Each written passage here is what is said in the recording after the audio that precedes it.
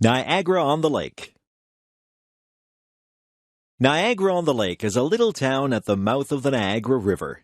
It is only 12 miles north of Niagara Falls. It used to be true that very few tourists would bother to travel from the falls down to Niagara-on-the-Lake. Nowadays, however, the little town itself is a major tourist attraction. The town has a remarkable history. The area played an important role in both the American Revolutionary War and the War of 1812. As a result, the little town has two forts, Fort George and Fort Mississauga. When Fort George was reconstructed for the public in the 1930s, Niagara-on-the-Lake got its first big tourist attraction. Because Niagara-on-the-Lake was the first capital of Ontario, it has many significant firsts. There was the first parliament in the province, the first legal society, the first library, the first newspaper, the first museum building, and many more firsts. Besides its history, the town, which is bordered by Lake Ontario and the Niagara River, has beautiful scenery. On a summer's day, visitors can watch the sailboats going out the river to the lake. On the land side, Niagara is part of the fruit belt of Ontario. Peaches, pears, apples, cherries, and strawberries grow here in abundance. There are also long rows of vines, and winemaking has recently become a major industry. The mild, humid climate allows plants to flourish.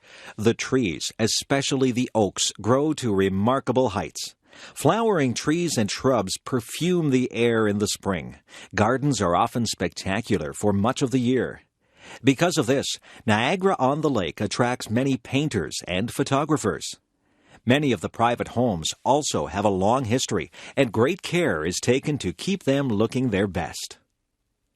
The biggest single attraction is the Shaw Festival Theatre.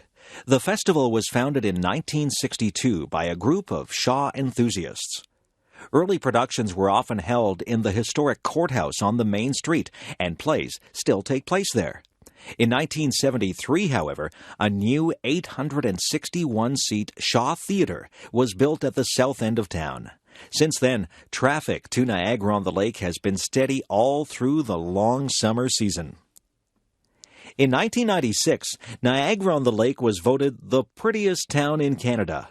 Partly, it is the scale of things that makes the old town so attractive.